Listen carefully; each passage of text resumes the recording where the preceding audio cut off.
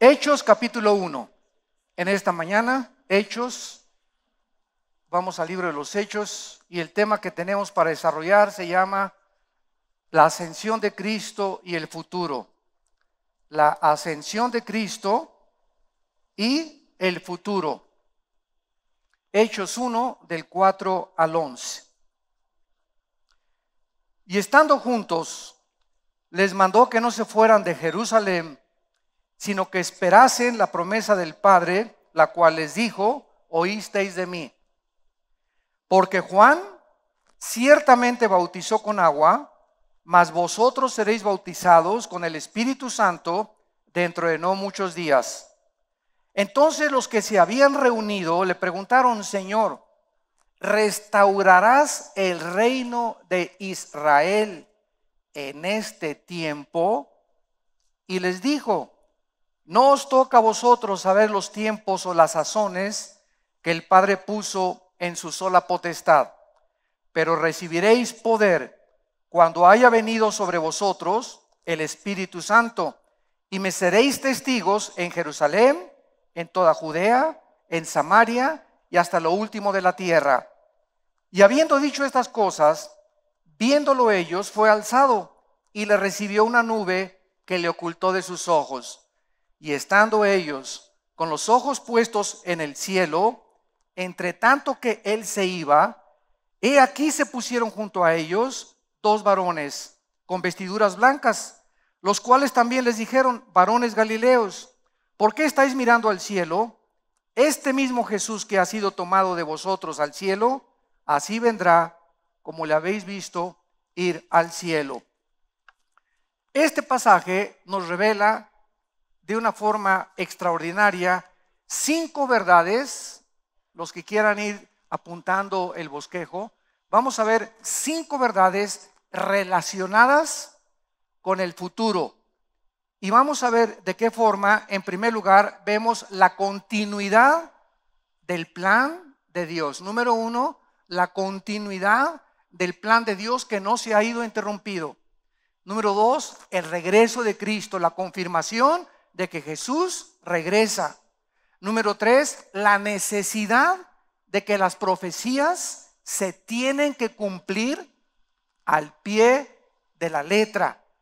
Número 4, los tiempos y las sazones de Dios, como lo vamos a ver, los cronos o los kairos, la cronología o los tiempos exactos de las profecías. Y finalmente vamos a ver de qué forma este mensaje nos va a animar, más en la época que vivimos, para no desmayar en nuestra vida cristiana, sabiendo que ahora sí, sin ningún lugar a dudas, hemos llegado al final de la historia de las profecías bíblicas. Veamos en primer lugar la continuidad del plan de Dios. Es interesante que cuando los discípulos le preguntaron a Cristo en el versículo 6, Señor, ¿restaurarás el reino en este tiempo?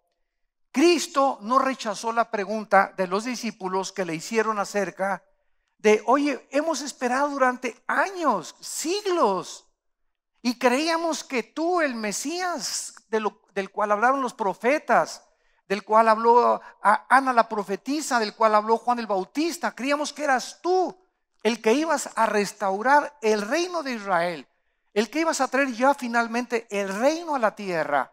Y aun cuando ya lo vieron resucitado y claro que estaba a punto de ascender al cielo, estaban interesados en el tiempo. ¿Será en este tiempo que tú vas a restaurar el reino? O sea, en los versículos anteriores leemos que había la promesa del Espíritu Santo. Y entonces ellos, los discípulos, creyeron que con la venida de Pentecostés vendría también el establecimiento del reino de Dios. Entonces ellos estaban relacionando Pentecostés con el tiempo de la restauración del reino de Dios. Sin embargo, Cristo no contesta ni dice ninguna palabra de que no vendría el tiempo en este momento, o de que la historia de Israel había concluido. Al contrario, vamos a ver claramente que les dice que habría un intervalo entre las profecías del Antiguo Testamento y la institución del reino o la restauración del reino Y en este intervalo sería la iglesia. Nosotros en este periodo que estamos viviendo, estamos en el intervalo entre lo que les prometió Dios en el Antiguo Testamento y cuando se cumplan las profecías en todo lo que es el libro del Apocalipsis, y del cual profetizó principalmente el profeta Daniel y Ezequiel en el Antiguo Testamento. Todo lo que prometió Dios a Israel se cumplirá. Tarde o temprano, solo queda el interrogante de cuándo será. Veamos en primer lugar, ¿qué significa esta pregunta de los discípulos? ¿Restaurarás el reino de Dios en este tiempo? La palabra restaurar significa volver a colocar en su estado original. O sea, ¿cuándo vendrá otra vez la situación que prevaleció en el huerto del Edén? ¿Cuándo dejará de haber pecado? ¿Cuándo podremos ya ver al Mesías reinando junto con todos nosotros? Y ellos no entendían que el periodo de la iglesia era un misterio que no se reveló ni a Ezequiel, ni a Daniel, ni a Zacarías, ni a Joel, ni a Juan, ni a Mateo, ni a Lucas, ni a ningún apóstol más que a Pablo. A Pablo fue el único apóstol que Dios le revela el secreto o el misterio de la iglesia. Y número 2, el misterio del arrebatamiento de la iglesia. Hace algunos días me mandaron un video acerca de una persona que sigue negando el arrebatamiento de la iglesia. Y estas personas o estos teólogos esgrimen como argumento de que el arrebatamiento de la iglesia no es bíblico y que comenzó en el año 1800 con Scofield y con otros teólogos, pero que antes de 1800 el arrebatamiento de la iglesia no se había enseñado. En otras palabras, el arrebatamiento de la iglesia es una doctrina nueva que no existía en la Biblia. Bueno, ese es un error garrafal, ¿verdad? Porque estas personas no han entendido lo siguiente: la revelación y la iluminación son progresivas. Déjenme explicarles. Dios a Daniel le revela y le dice: Daniel, vendrá el tiempo cuando aumentará el conocimiento, y le revela la venida del anticristo. Pero le dice Dios: sella las palabras.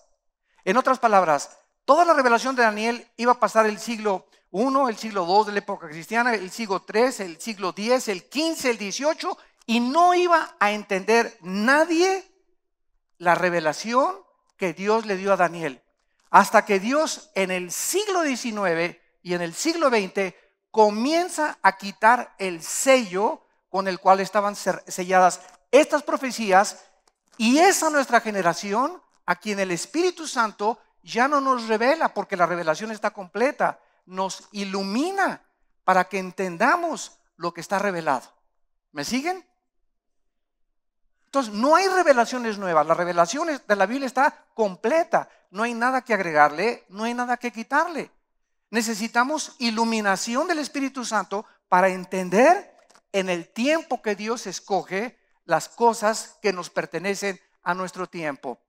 Y así, cuando en 1948 Israel se independizó, comenzaron las profecías abruptamente a iluminarse y a entender todo, porque antes del 48, antes de que Israel se independizara, nadie podía entender, aunque sabíamos que tenía Israel que regresar a su tierra, no entendían las profecías relacionadas con Israel.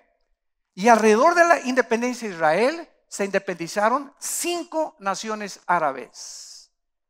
O sea, de repente se comenzó la Biblia a entender.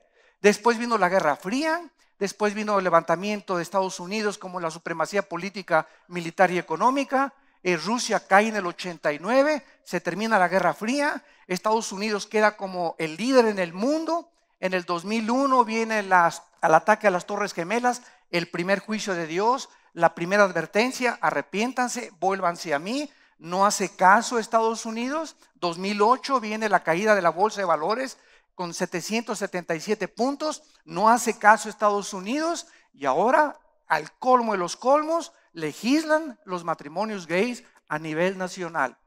No queda más que Dios juzgar, y a esta nación va a comenzar a ver su declive, que ya comenzó económicamente desde hace algún tiempo, y va a crear un vacío en el mundo de liderazgo. Porque ahora, ¿quién va a ser el policía del mundo? Estados Unidos libró al mundo durante casi 60 años del comunismo, del fascismo y del nazismo. Y ahora, ¿quién va a ser el policía del mundo? ¿Quién va a cuidar que Putin no invada Lituania, Estonia y Ucrania? ¿Quién va a impedir ahorita que China controle todo el mar de la China, Filipinas y Vietnam y se agarre todas las islas que están en medio? ¿Quién va a impedir que esta persona, que es el presidente de Corea del Norte, en cualquier momento apriete un botón y lo lance en contra de cualquier nación para destruirla? ¿Quién va a impedir ahorita, verdad, de que la economía de Europa se siga desmoronando? Grecia está en el punto final de su crisis económica. Está a punto Grecia de salir de la Unión Europea. Ya el Fondo Monetario Internacional le debe Grecia 1,5 billones de euros. Ya no tiene Alemania dinero para prestarle a Grecia, a Portugal, a Italia y España para sacarlos del pozo. Es precisamente en estos panoramas y en estos eventos y en estas circunstancias cuando surgen los dictadores. Exactamente bajo las mismas circunstancias surgió Adolfo Hitler. Alemania tenía pobreza, no se recuperaba de la Primera Guerra Mundial, el comunismo había entrado a Alemania y surge una voz que es la voz de Adolfo Hitler. Y la gente espera a cualquier libertador, no importa lo que les diga o lo que haga, con tal de que los saque de la pobreza y les garantice seguridad y libertad. Pues el anticristo, ¿verdad?, lo acaba de declarar el expresidente de Irán en las Naciones Unidas. No sé cuántos de ustedes escucharon el discurso de Ahmadinejad, que prometió exterminar a Israel. Él dijo en las Naciones Unidas, lo pueden encontrar ustedes en internet, su discurso. Él dijo: estamos a punto de ver a nosotros el Mahdi. Viene el Mahdi, el libertador de los musulmanes, y se levantará para unirnos con él y conquistar el Medio Oriente. O sea que cuando la figura del anticristo surja, los musulmanes lo van a identificar como el libertador que ellos esperan. Ellos le llaman el Mahdi, que significa el iluminado. Y cuando el anticristo surja, se une todo el Medio Oriente, se quita la frontera entre Siria e Irak. Eso lo pueden ver ustedes en el libro también que escribí hace como 3 meses, Irak, Siria y el anticristo, lo explico claramente. Se va a quitar la frontera, van a quitar las monarquías de Jordania y de Arabia Saudita, y entonces los musulmanes extenderán completamente su control del petróleo en el Medio Oriente, porque ahí se encuentra el 65% de las reservas petroleras del mundo, en Irán, Arabia Saudita e Irak. Y de Siria, como ya lo vimos, es Siria la zona geográfica de donde surgirá el anticristo. Así que este reino prometido en el Antiguo Testamento, donde nosotros estamos entendiendo las profecías de acuerdo a los eventos internacionales y relacionándolos con las profecías bíblicas, podemos darnos cuenta que podemos comenzar a levantar nuestros ojos al cielo. Y Jesús dijo: el día y la hora nadie la sabe, pero sabemos que cuando estas señales se conjuguen unas a otras y veamos lo que está pasando principalmente en el Medio Oriente, podemos saber en qué época nos encontramos de la historia bíblica de Israel. Veamos, por ejemplo, en Isaías capítulo 2, versículo del 2 al 4, de qué forma los profetas del Antiguo Testamento se refirieron al reino mesiánico en la tierra que sería establecido en Jerusalén. Cuando Cristo venga, vamos a ver que ahí va a ser la capital del mundo entero. La ciudad que es ahorita la manzana de la discordia se va a convertir en la capital donde Jesucristo con el rey David, porque el rey David va a ser el vicerregente de Jerusalén. Ahí va a ser el lugar del control. Dice Isaías 2, versículo 2 en adelante: acontecerá que en lo postrero de los tiempos, Asharit Yom, es una frase en el hebreo que siempre significa en los tiempos finales. En los tiempos finales, en la historia final humana. En ese tiempo será confirmado el monte de la casa de Jehová como cabeza de los montes, y será exaltado sobre los collados y correrán a él todas las naciones. Escuchen, vamos con calma. Cuando Jesucristo venga, las naciones continuarán existiendo. Pero tal vez ya no se llame México, ni Guatemala, ni Honduras, ¿verdad? Ni Chalco, etcétera, etcétera. O los pueblitos, ya no habrá ese tiempo, ni habrá las divisiones geográficas que existen ahora, ni los pleitos que existen ahora, pero habrá naciones. Y de acuerdo a la Biblia, ¿quiénes serán los presidentes de esas naciones? Dice, lo vamos a ver después en Daniel 7, creo que es 27 al 29, que nosotros los santos se nos entregará el gobierno de las naciones. Y por eso dice el Nuevo Testamento, no canséis de hacer el bien, porque a vuestro tiempo recogerán lo que han sembrado. No te canses, no te desanimes, las tinieblas cubrirán el mundo. Ahorita estamos viendo una oscuridad tremenda que nos rodea por todos lados, pero viene la luz, viene el Salvador, viene Jesucristo, está prometido por los profetas. Él con sus palabras, él mismo dijo, voy a regresar por ustedes. Y esto es lo que nos tiene que animar. Ya se va a acabar todo, ya deudas, problemas, enfermedades, lágrimas, cánceres, ¿verdad? Divorcios, homosexualismo, todas estas cosas que el ser humano ha querido enfrentar sin Dios y que nos ha llevado a autodestruirnos, está a punto de cumplirse de acuerdo a la Biblia.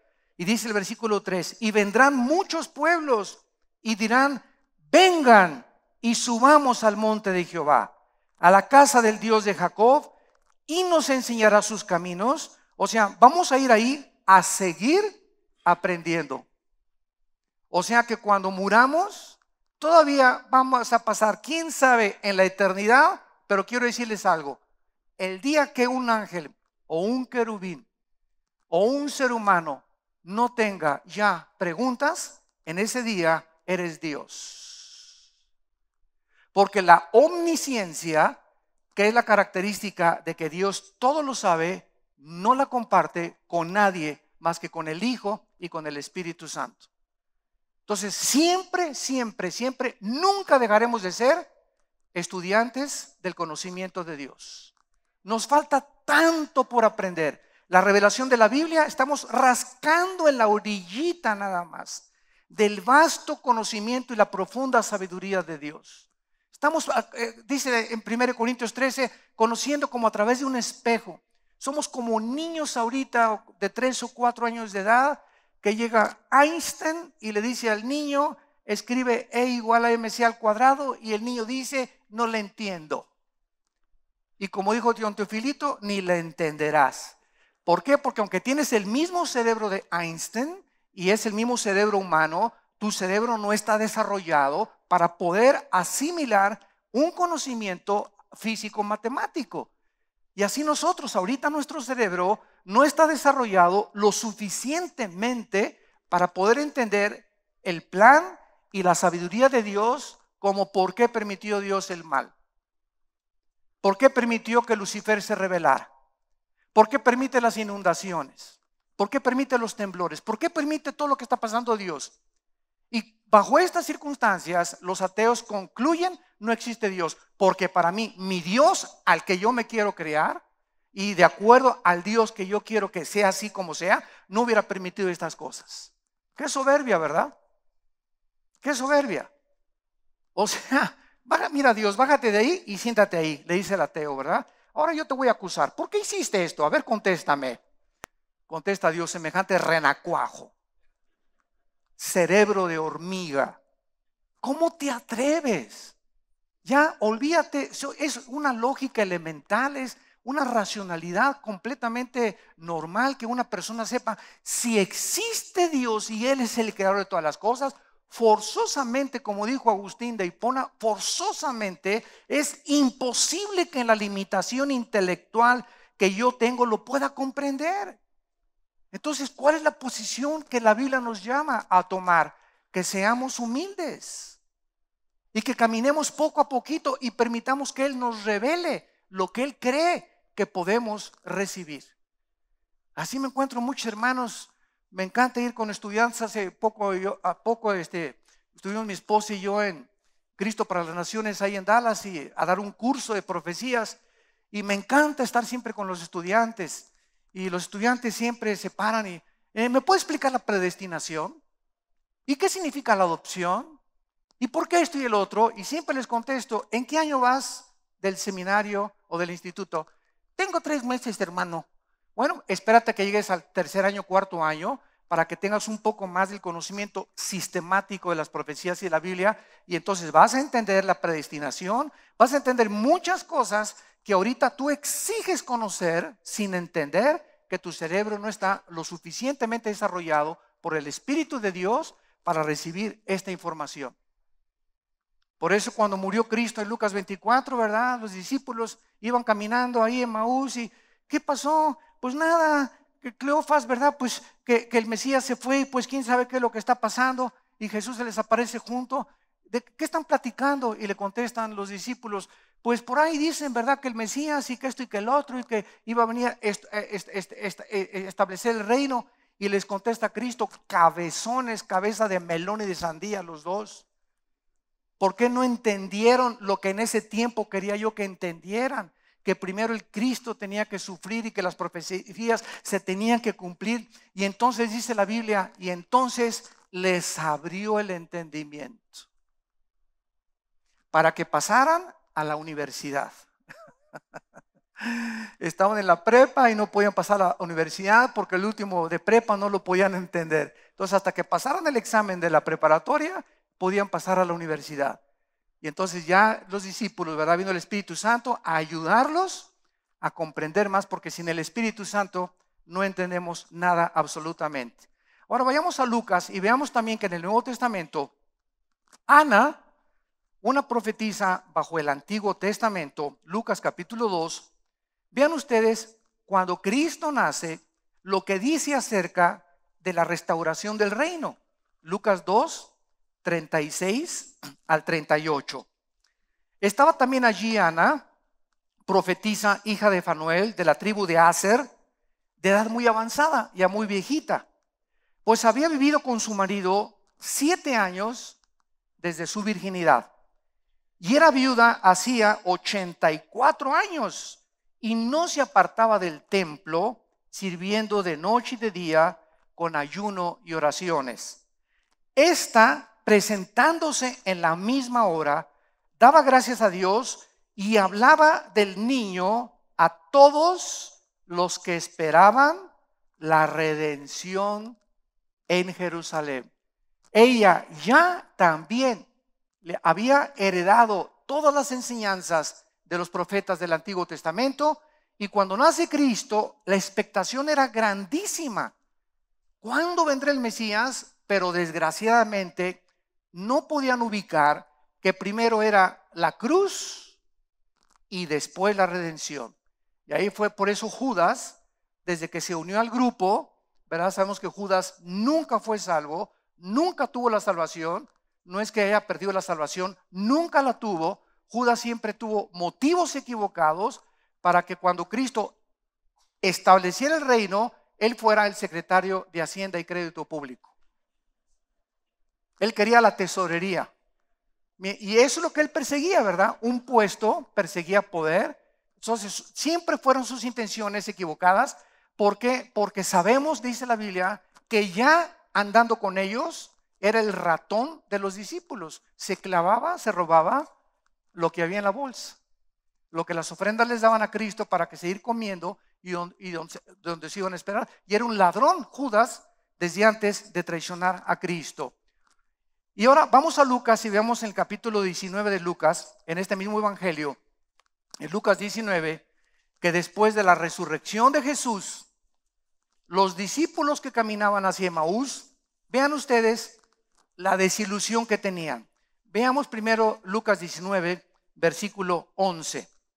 Y dice así, Lucas 19, 11.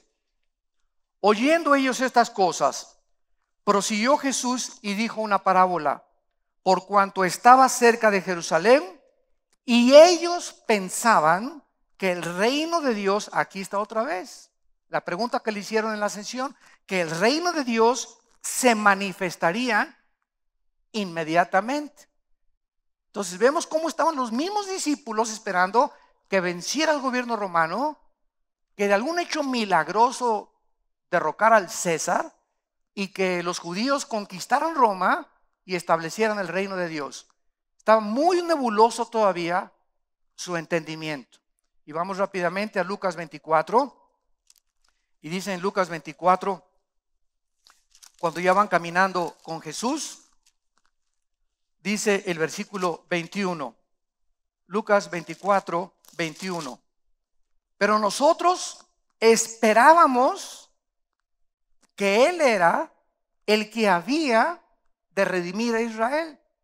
Y ahora, además de todo esto, hoy es ya el tercer día que esto ha acontecido. O sea, 3 días después de que Cristo había muerto y había sido enterrado, 3 días después los discípulos continuaban sin la comprensión espiritual del programa de Dios. Y entonces más adelante dice el versículo 25, entonces Jesús les dijo: insensatos, tardos o lentos de corazón para creer lo que los profetas han dicho. ¿No era necesario que el Cristo padeciera estas cosas y que entrara en su gloria? Y comenzando desde Moisés y siguiendo por todos los profetas, les declaraba en todas las escrituras lo que de él decían. En otras palabras, los discípulos y la mayor parte de la gente que se metió a estudiar el Antiguo Testamento fracasaron en descubrir que todas las profecías del Antiguo Testamento, las ofrendas, el tabernáculo, el sacerdocio, todo absolutamente era Cristo. Cristo desde el Génesis. Desde el Génesis todo hasta el Apocalipsis, la línea que recorre los 66 libros de la Biblia es el plan de salvación de Dios mediante su Hijo Jesucristo. Pero todo tiene un punto, la A, la B, la C. Nos encontramos ya casi a punto de la Z. Estamos ya a punto de ver el plan de Dios consumado que va a continuar con el reino de Dios y nosotros cuando Jesucristo regrese. Entonces, los discípulos, cuando le preguntaron en Hechos, nuestro pasaje, ¿restaurarás el reino de Israel?, no sabían en qué tiempo debería de venir el reino espiritual. Ahora, ¿por qué hicieron esta pregunta? Porque relacionaron, repito, la venida del Espíritu Santo con el establecimiento del reino. Porque ellos decían, si el Espíritu Santo viene y va entre nosotros, ahí es cuando nosotros comenzamos a reinar. Sin embargo, estaban completamente equivocados. No entendieron el intermedio que tendría que ver antes de que Jesucristo regresara. Veamos en segundo lugar la confirmación del regreso de Jesús. Número 2, la confirmación del regreso de Jesús. Ya vimos que Cristo no rechaza la pregunta: ¿cuándo restaurarás el reino? Él no les contesta respecto a esto, sino que deja abierto el tiempo de su regreso. Vayamos a Hechos 1, nuestro pasaje, versículo 7. Y la respuesta de Cristo es la siguiente: no les toca a ustedes saber los tiempos o las sazones que el Padre puso en su sola potestad. Pongan mucha atención, esto es muy importante. La palabra tiempos es la palabra griega cronos. Cronos, C-H-R-O-N-O-S, cronos. Y de ahí viene la palabra cronología. O sea, en la cronología es de qué forma la historia se va desarrollando. Y la palabra sazones es la palabra griega kairos, que es un tiempo específico. Entonces, Dios nos está diciendo que a nosotros no nos toca, ni por más que querramos poner el orden, las profecías, no las vamos a entender hasta que el Espíritu Santo, en ese tiempo, en ese kairos, cuando llegue el momento en que Él considere que debemos entender, nos va a iluminar para entender en qué tiempo nos encontramos. ¿Me van siguiendo con cuidado? Esto es muy importante porque vivimos un tiempo donde por todos lados están surgiendo falsos profetas, falsas profecías, que la tierra, viene un temblor a la tierra en septiembre, que California se va a desprender con la falla de San Andrés. Oye, ¿quién no sabe eso? O sea, todo el mundo sabe que tarde o temprano el terror en California está por venir. Entonces, no está profetizando ni diciendo nada nuevo, está adivinando, ¿verdad? Pues que la presidenta de Ecuador va a ser una mujer y no fue una mujer. Pues que el presidente de México va a hacer esto. Que de este país, del Sudamérica, van a surgir ríos de agua viva y va a ser la nación que va a guiar a todas las naciones del mundo.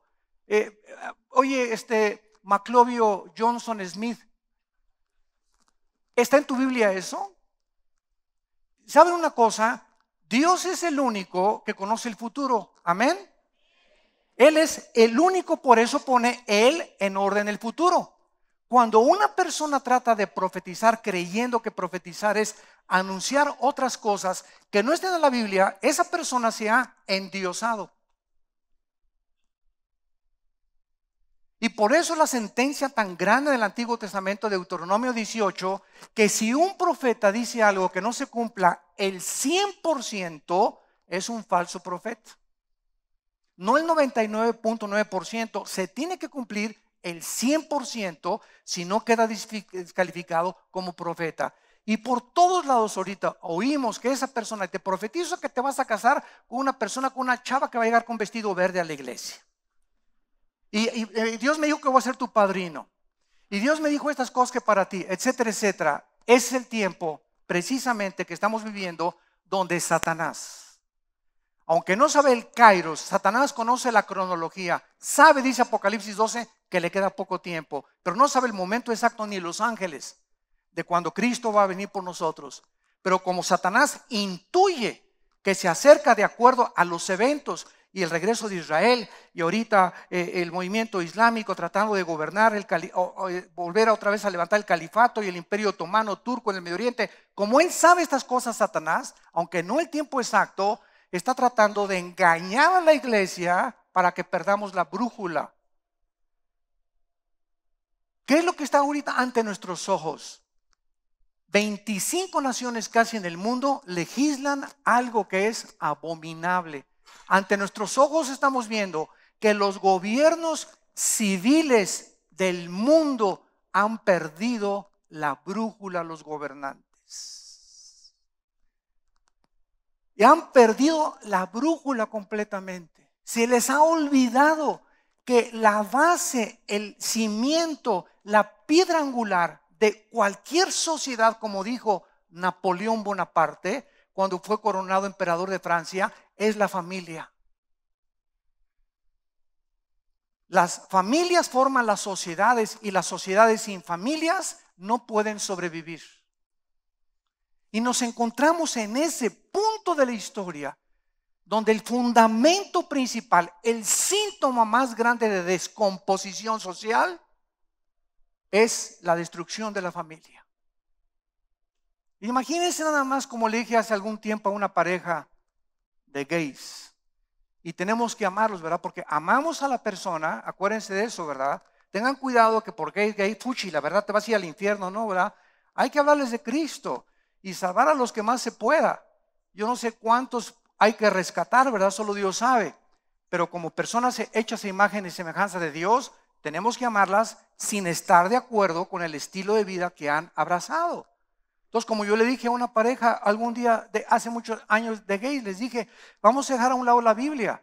Imagínense si la sociedad se entrega donde acabamos hombres con hombres y mujeres con mujeres, ¿quiénes van a traer los hijos al mundo?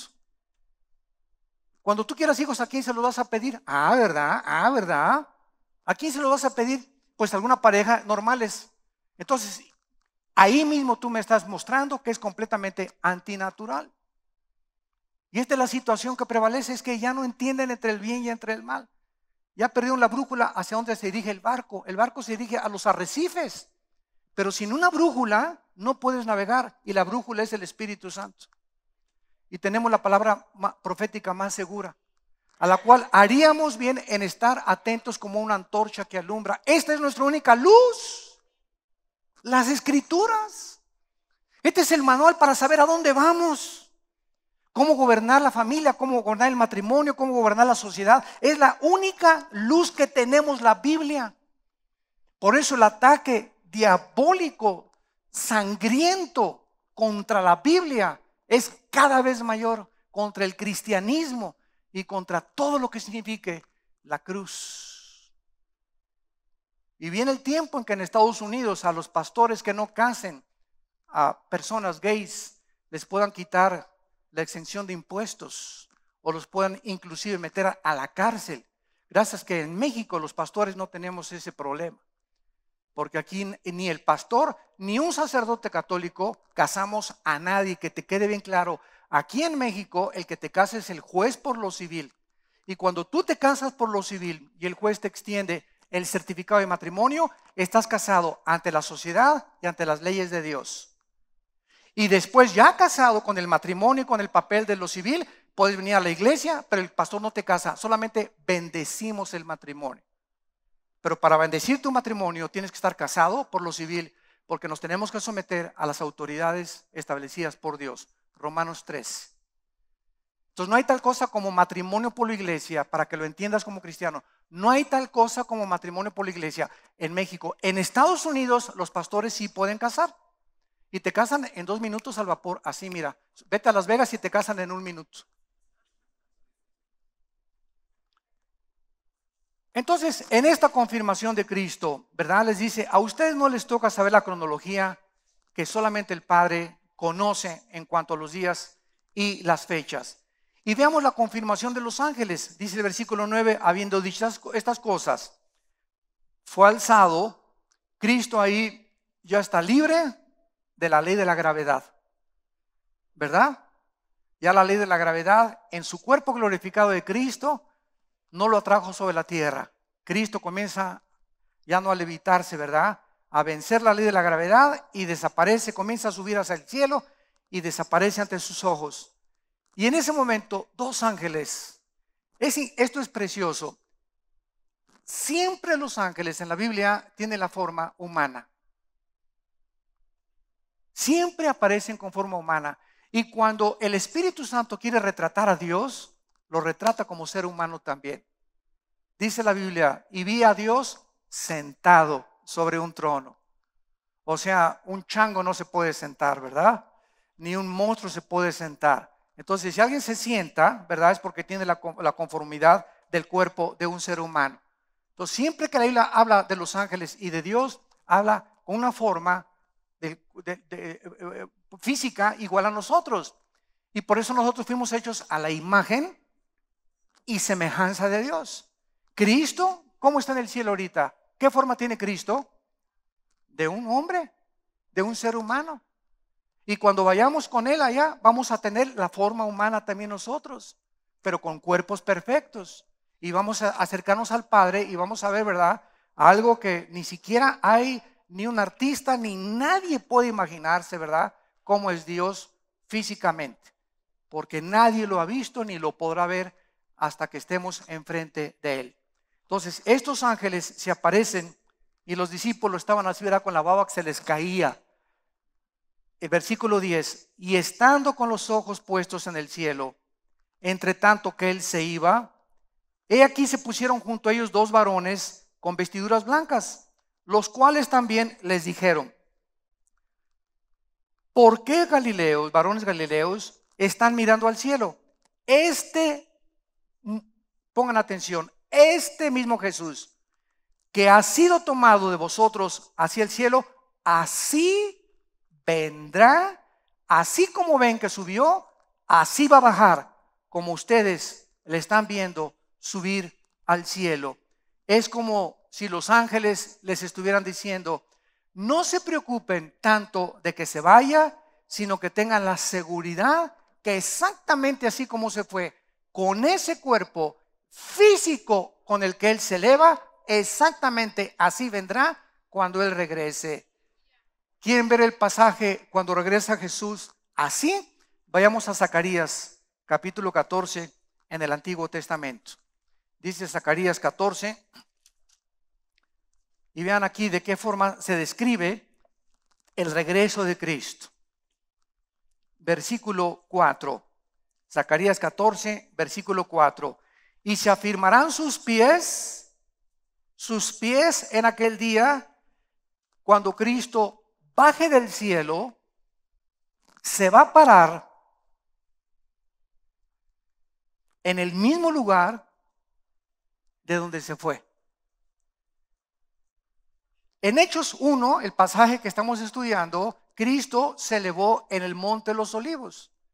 Y cuando Él regrese, exactamente en el mismo lugar, va a colocar sus pies. Por eso se llama el monte de Sión.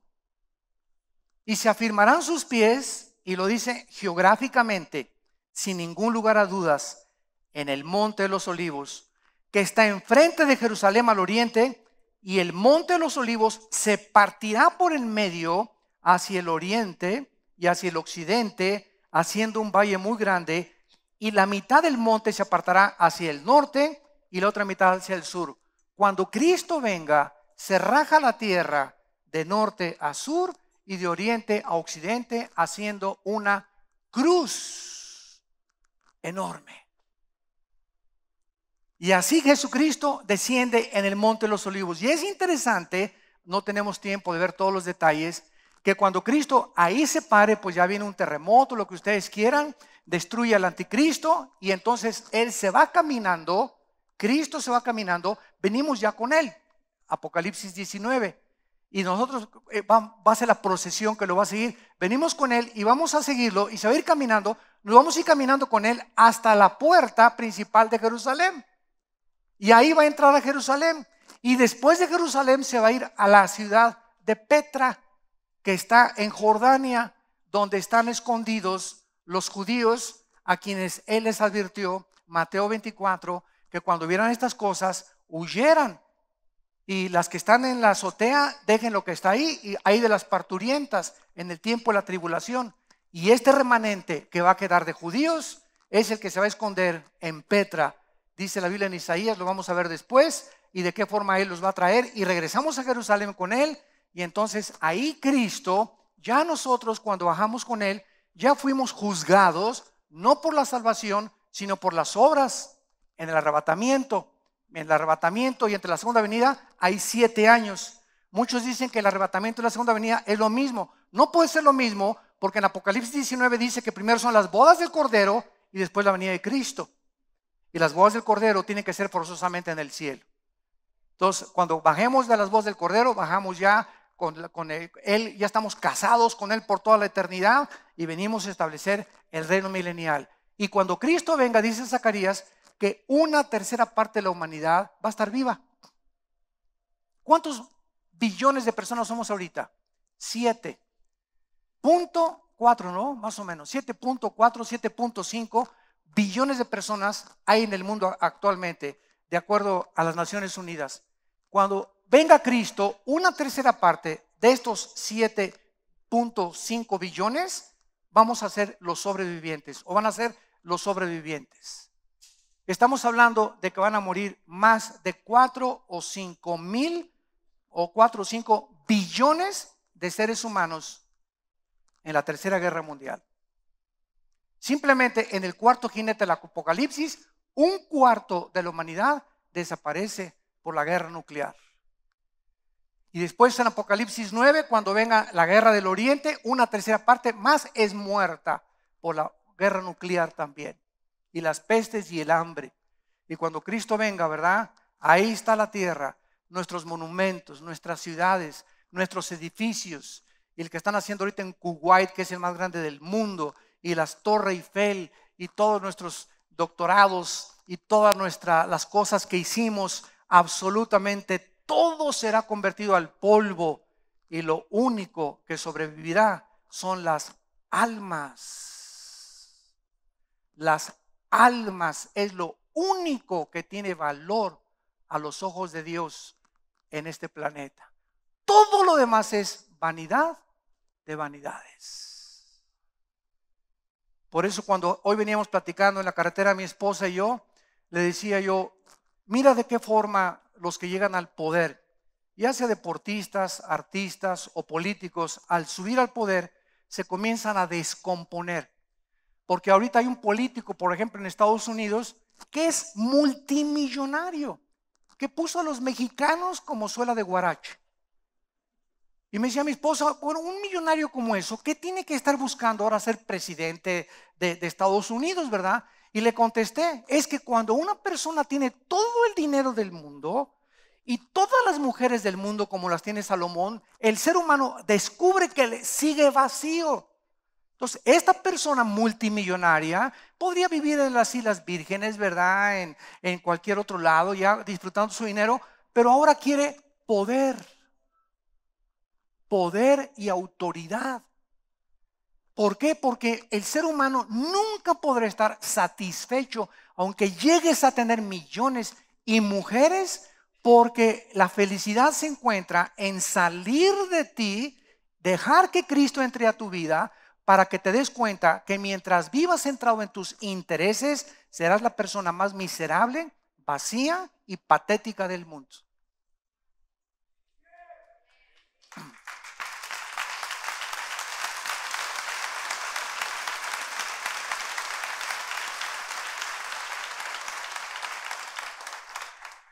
¿A qué vino Cristo, santos de Dios? ¿A qué vino Cristo? Vino a sacar de nosotros nuestro ego, a desarraigar de nosotros lo que somos y darle oportunidad que Él viva nuestra vida. Ya no vivo yo, sino vive Cristo en mí. Ese es el secreto de la felicidad. Todas las personas centradas en sí mismas, todas las personas que viven para sí mismas, son las personas más miserables que hay en este mundo. Y el secreto de la felicidad está en sacar de nosotros eso. Ya no interesarme yo, ni mis intereses, ni mi imperio, ni mi gobierno, ni mi fama, ni que la gente me reconozca y el aplauso y papucho de papuchos, etcétera, etcétera. ¿Por qué? Porque me doy cuenta, como le pasó a Elvis Presley. Estaba leyendo el otro día en un reportaje de Discovery, un examen que hicieron los patólogos, que hicieron la autopsia de este famoso cantante Elvis Presley, y llegaron a la conclusión que Elvis Presley llevaba 10 años, el rey del rock, 10 años con insomnio. No podía dormir. Entonces, ¿qué hizo? Pues recurrió a los tranquilizantes, al Seconales, Valium, etcétera, etcétera, Prozac, y comenzó a drogarse, lo mismo que le pasó a todos los artistas y muchos cantantes y muchos políticos. Entonces no podía dormir y comenzó a drogarse, a drogarse, a drogarse, y después se volvió estéril sexualmente. Su esposa se va con el mejor amigo de él y lo deja. Entonces él queda con todo el mundo, el aplauso, Elvis, sus carros con defensas de oro, etcétera, etcétera. Era la persona más vacía, se levantaba llorando, se quiso suicidar 2 veces. El rey del rock and roll, el que todo mundo quisiera ser como él. Y finalmente, ¿verdad? A las 2 de la tarde en su casa en Tennessee, se sienta en el baño a las 2 de la tarde, porque en el día era cuando dormía para presentarse en su show en Las Vegas. En la noche se sienta en el inodoro, todo desnudo, y da dos pasos y cae muerto ahí en el baño. A 4 horas después, una mujer que estaba cuidándolo y una enfermera van por él y ya estaba con rigores mortis, ¿verdad? Ya estaba morado completamente. Le hacen la autopsia, tenía el hígado al doble de su tamaño, tenía el colon al doble de su tamaño, su corazón completamente bloqueado, las arterias de tanta grasa y tanta arterioesclerosis. O sea, tenía ya contado los minutos de vida. Él, que tenía millones de dólares, miles de mujeres, fama y poder, es otro ejemplo que separados de Cristo nunca podremos lograr nuestra felicidad. Jamás. Vivimos para Él. Somos de Él.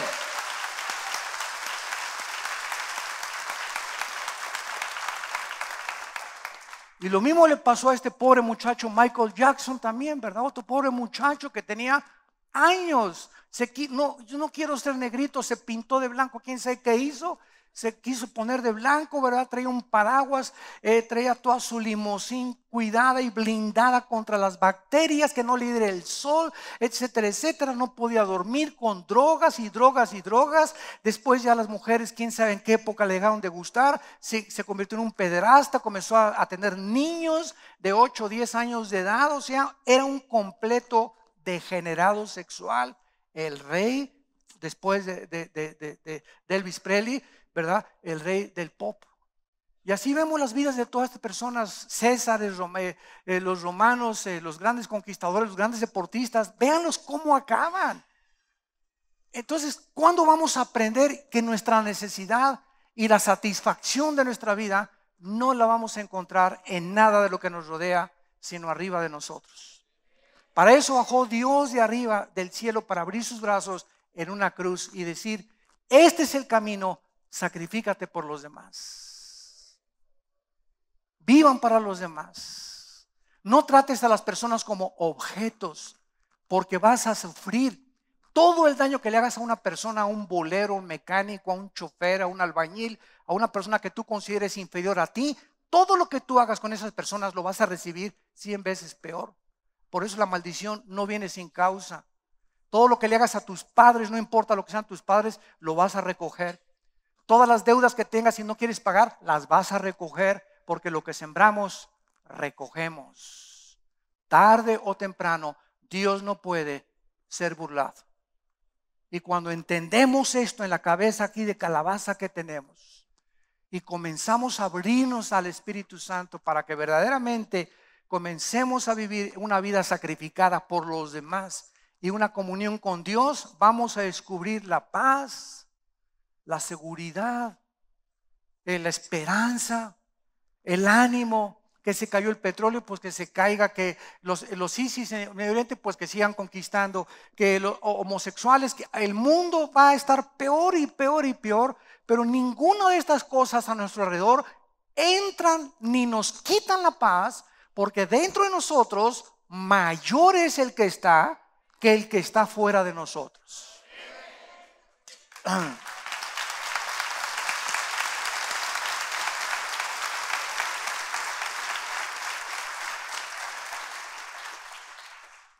Somos más que vencedores. ¿Estás experimentando eso en tu vida?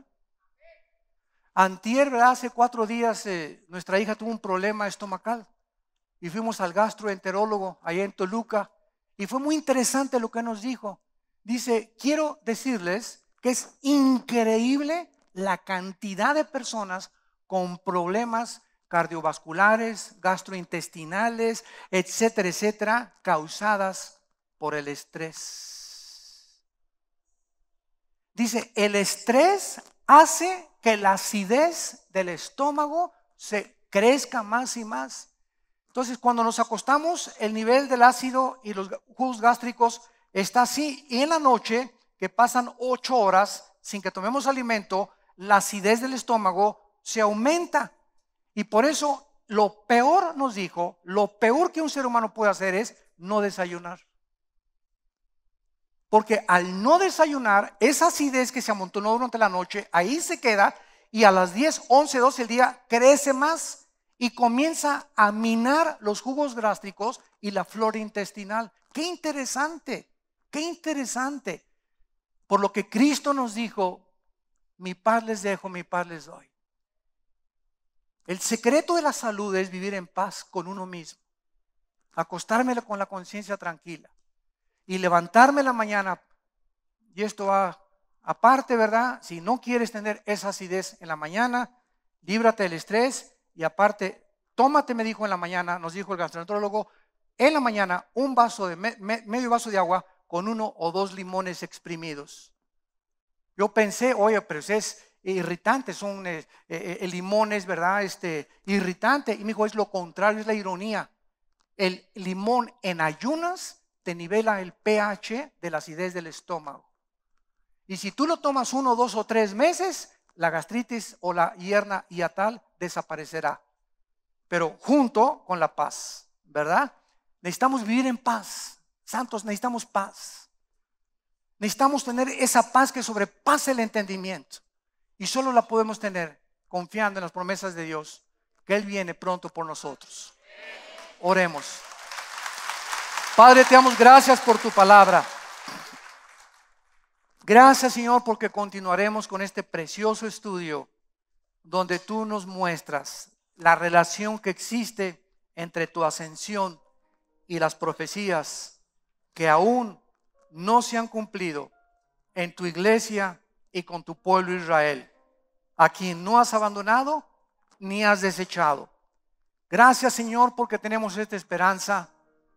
Y tú no te cansaste de decirle a los discípulos: si creen en Dios, crean también en mí. En la casa de mi Padre muchas moradas hay. Voy a preparar lugar para ustedes, entiéndanlo.